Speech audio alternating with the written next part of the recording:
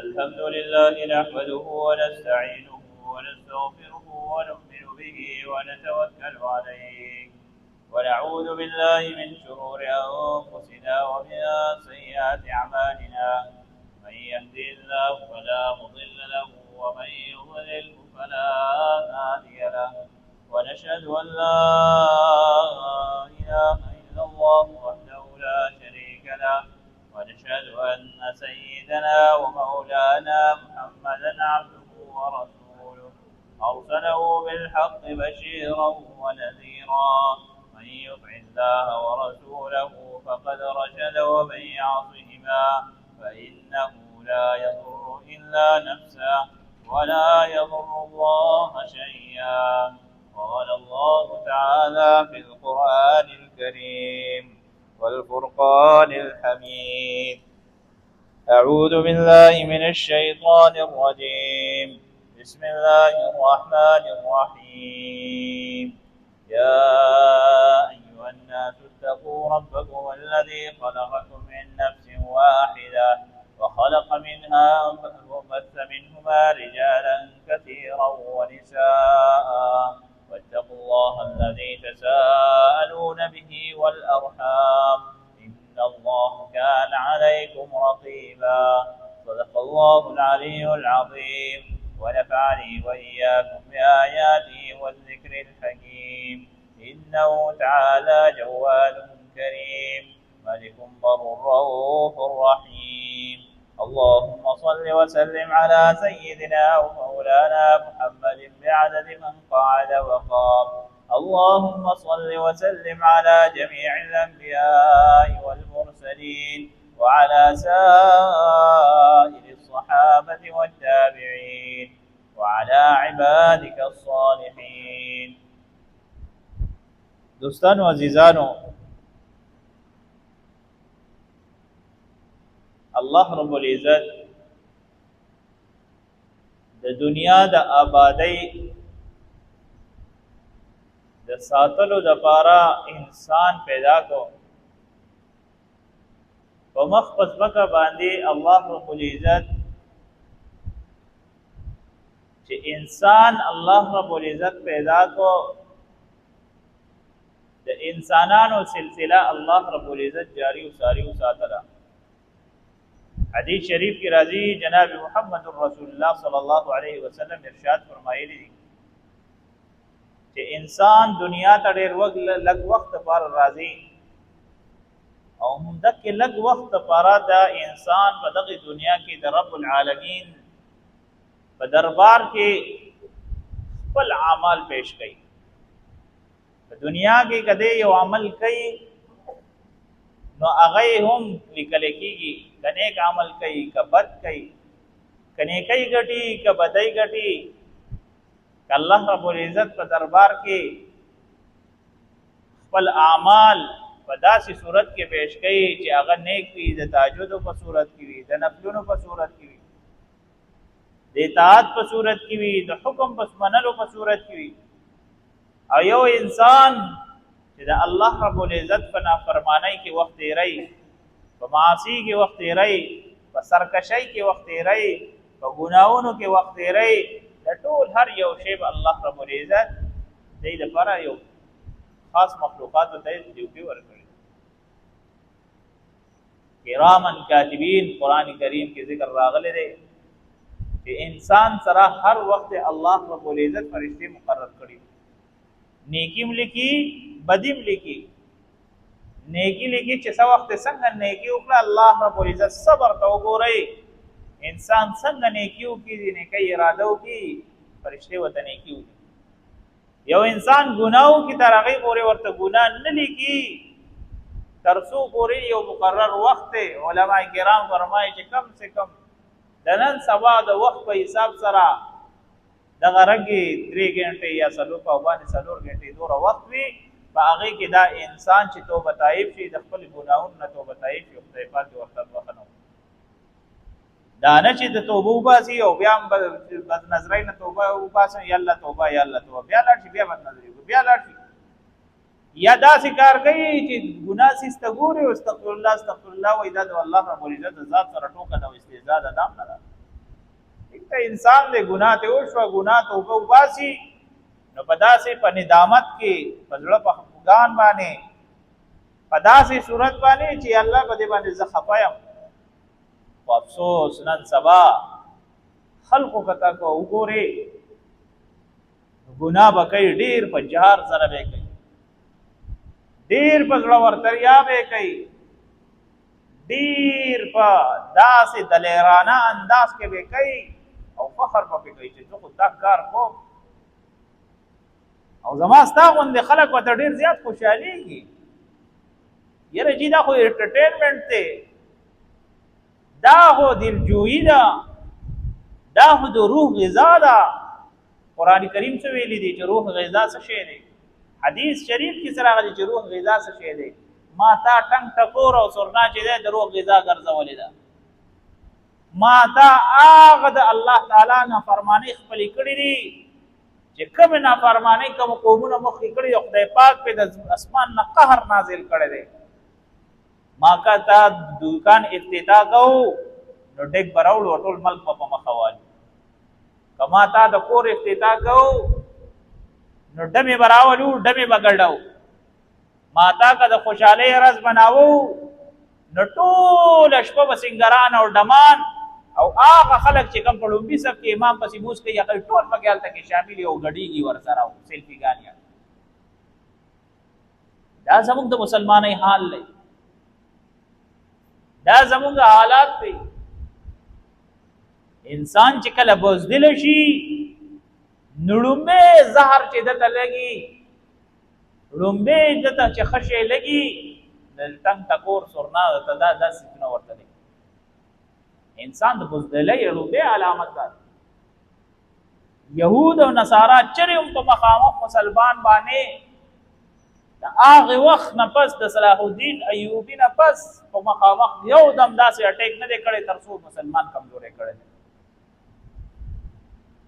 مسلمان نه یو په کې چې کله بهایي فحاشي اوریاني عامه کړه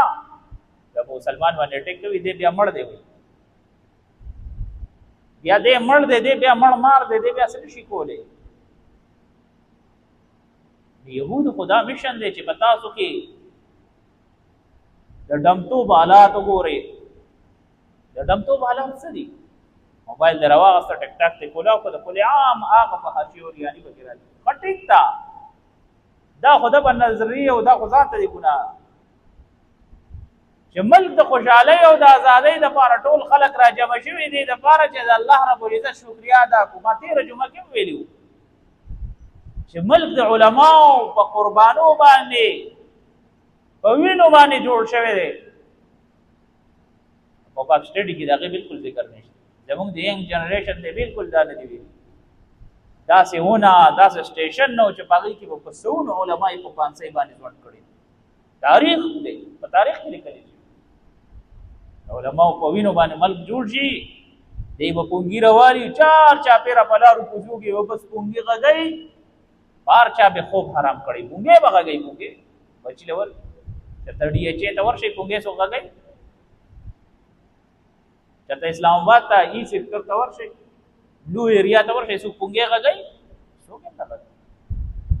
دا زما ستا دا غریبانان دا خدای والي د ټول به راجمع شي ځان نه به هم پونګې والي لوی لوی سړي به هغې به هم پونګې غږوي وړوله به هم والي چې ځئ غږوئ یې په دې پونګو باندې پاکستان ازاد شوی د غټه توره مه کړی او ځینې وبګې داسې کارونه کوي چې خدای پاکه د خپلې خپې په غاړه کې راوباسو او که څه چلو کو ځان سره نوي نوي کارونه کوي وسې نه رسي یاد ساتئ د الله رب العزت د صبر ته حیران یم یقین وکئ حدیث شریف کې راځي چې کله هم په ځمکه باندې د الله نافرماني شروع شي نافرماني یا متکبره انسان په ځمکه تکبر سره ګرځي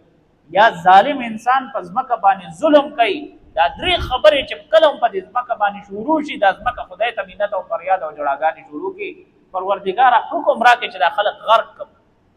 پروردګاره حکم راکړي چې دا خلک غرق کړم الله ورته وایي که دا خلک تا پیدا کړي نو ته غرق او که تا نه پیدا کړي زما بندګان دې په ما یې پرېږده د خدای صبر ته حیران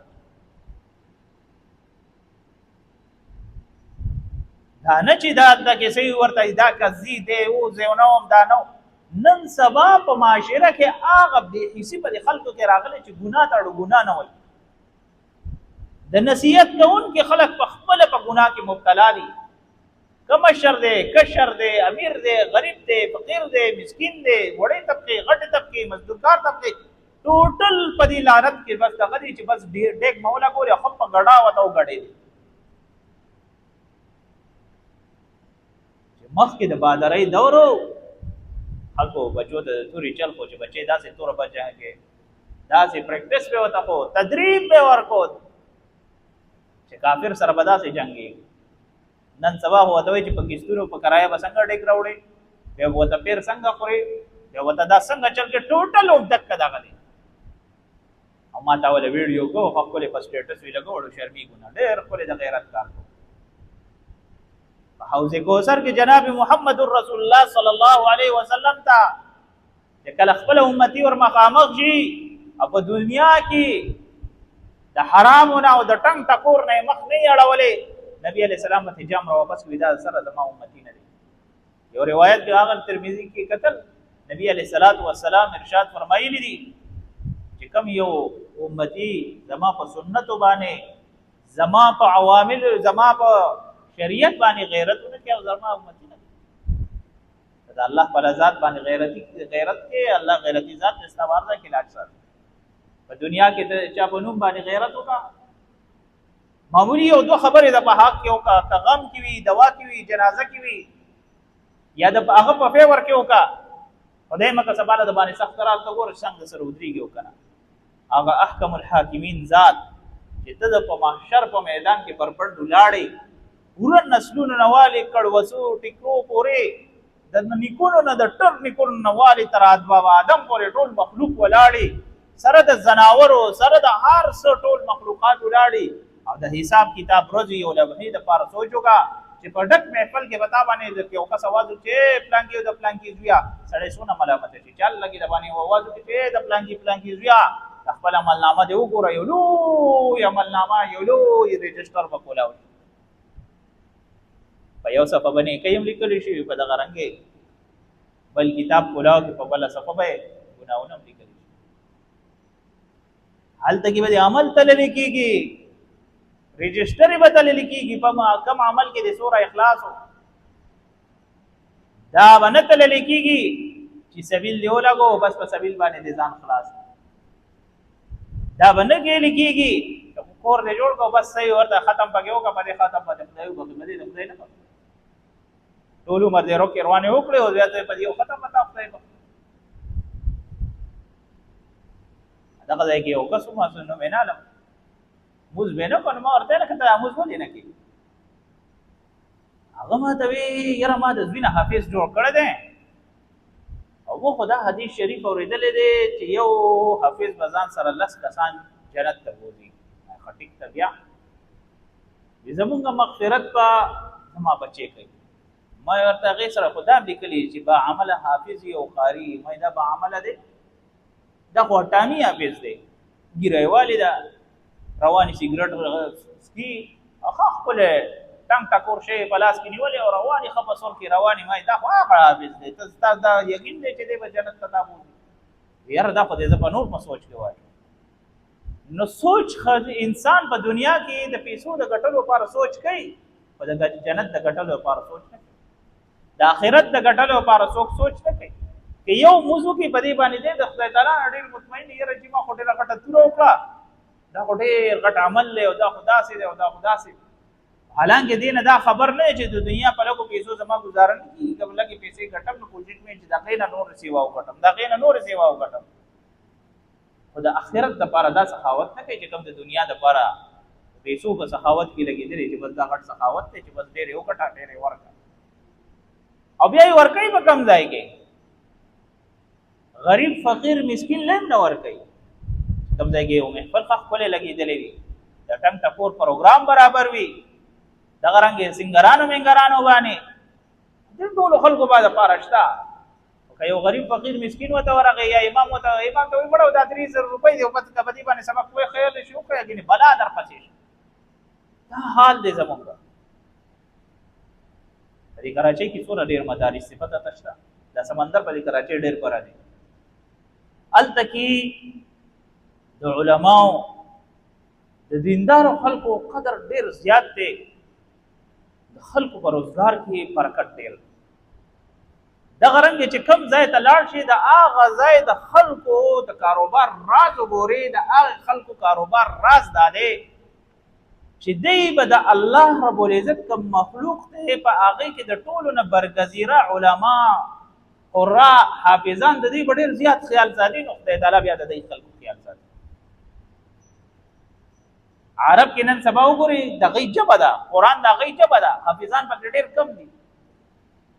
وجه دا ده چې د هغې ورته رغبت نشته هغې ورته میلان نشته قرآن ته په دې نظر ګوري چې دا زموږ په ژبه کې نازل دی داسې وګوري بس دا خو موږ ته راځي او ما ته چې ورته قرآن ته په کم نظر ګورو ډېر په ادب او په احترام ګورو خپل سینې سره یې لګو ډېر عظمت یې کوو ډېر خیال ساتو د الله رب العزت دا قاعده او قانون دی چې د کوم څیز څومره قدر کوي خدای تعالی به دله دومره ډېر درکوي او خدای رزق درکړی د رزق قدر کوي خدای تعالی به دله سیوا رزق درکوي دا چا باندې فقر او دغه رنګې غریبي او مفلسي راشي د څه د لاسه خدای پاک ورته ښه بسیار رزق ورکړی دی به دا روټۍ دا چاولې دا ریجې دا څیزونه میزونه دی په دې نالو کې او په دې ګټرو کې یو پله پل پله غورځوي خدای تعالی پرې افلاس راولي تنګدستي پرې راولي غریبي او مفلسي پرې راولي او چې کم کس د کم نعمت قدر کوي نو رب العالمین څه چل کوي هغې کې ورته برکت اچوي او الله رب العزت ورته سیوا کوي دا خو ته په دې ملک کې ناست دی خدای پاک درته د ازادۍ نعمت درکړی دی او دا ازادۍ دا نعمت تا په پونګي مونګي باندې او په ډیګونو او په ګډا باندې واچولو او یاد ساتئ را روان نسل به د دې نه بیا مخکې تېرېږي دا خو د ابتدا ده دا خو د لومړی بسم الله ده ګوره یاد ساتئ خو دا وایي چې یاره د مولانا صاحب دی خپله رټۍ پخه کړې خپل تقریر پخ کړی بس په مونږ یې لاګو کوي او ده خو تنګ نظره دی د کوی نه روځه دنیا د خیالاتو ته او د دنیا د سوشل میډیا ته دنیا کم ځای نه کم ځای ته ورسې عرض ماته پکې یو کس وي استاد چې خلک سپومۍ ته ورسې ما یې کم دی ته اوس هم لا په ځمکه ما سره یې په کار دی ته ورسره هم تللی وي که افسوس خبره دا ده هر شی نوی غواړي تر دې پورې چې په قرآن کې تجدید کوي چې یاره نوې خبرې کوه نوې خبره ما مور پلار دې زاړه دي بیا په کار دی چې مور پلار هم نوي وي که نه مکه زاړه مور پلار ویاو بیا خدای مکه زوړ دی ویاو مې ځمکه مکه زړه ده حق سپومۍ زړه ده ته سپومۍ څنګه ته وایي چې غټه توره ده حق سپومۍ چې کوم خدای پیدا کړی حقې زړې سپومۍ ته یې رفتار وکړو ته وایي چې دا نوې ده کار دوستانو عزیزانو عرض مې دا و چې الله رب العزت په خلقو باندې د نعمت لا زوال نعمتونه په انسان باندې کولاو کې نو انسان وایي چې خدای پاک څه حکم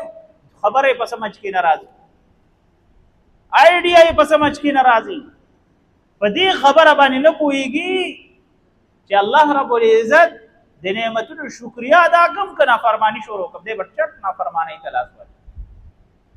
ځکه دی خو په خېټه موړي دی خو په دولت موړي دی به د دنیا په هر څیز موړي دی لاس یې ورته که دی په دغه وخت کې د الله رب العزت اطاعت ته ځان حواله کړو الله رب العزت فرمایي چې په خوشحالۍ کې زه یې نه کړی نن پې سخته راله نن یې زه نه یېرم په دې دنیا کې تاسو وګورئ اول کس ته وګورئ ډېر په خوشحالو کې ډېر په مزو کې ډېر په چرچو کې د دنیا قاعده قانون دی په چا سخت راځي په چا نرم راځي چې خدای پاک چاته دولت ورکړي په هغې دولت په دوران کې تا خدای ایر نه کو عاجزي انکساري د رب سره راز او نیاز جاري و او بیا د باندې سخت راله والله ته د لاس اوچت که الله رب العزت فرمایي